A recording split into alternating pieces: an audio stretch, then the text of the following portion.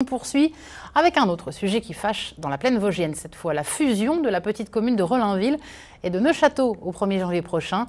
Une fusion actée par la préfecture mais contre laquelle les habitants de Rollainville ont décidé de se battre. Pourquoi? Eh bien, élément de réponse avec David Bailly et Stéphane Matuchet. Non à la fusion, voilà ce que l'on peut lire sur les pancartes implantées un peu partout à Rollainville. Pour l'association du village, cette création de commune nouvelle avec Neufchâteau est une hérésie. Principal grief, l'harmonisation fiscale qui en découle, ce qui signifie que pour les 315 habitants, une augmentation des impôts est à prévoir d'environ 10%. J'ai pas envie de payer pour rien du tout, hein, parce qu'on en aura de plus, rien du tout. Les caméras qu'on n'a rien à foutre, j'ai été cambriolée il n'y a pas longtemps, alors... Située à 4 km de là, la ville de Neufchâteau rétorque qu'à partir du 1er janvier 2025, les habitants de Rollainville auront plus de services.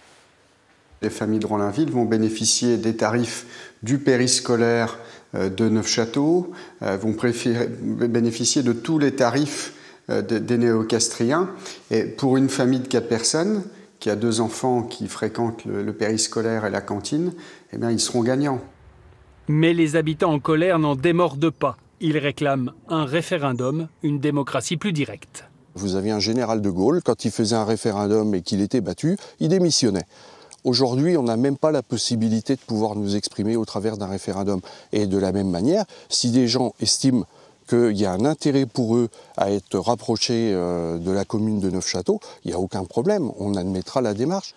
Je vais prendre 2 gros sujets qui ont été actés en France. Si on était passé par le référendum, ces 2 sujets n'auraient jamais vu le jour. L'abolition de la peine de mort, la loi Veil sur l'IVG. Les maires de Neufchâteau et de Rollainville se disent sereins et confiants puisque la préfecture des Vosges a acté la commune nouvelle au 1er janvier 2025. Pour l'heure, les habitants opposés au projet ont demandé un recours gracieux. Ils ne s'interdisent pas de saisir le tribunal administratif.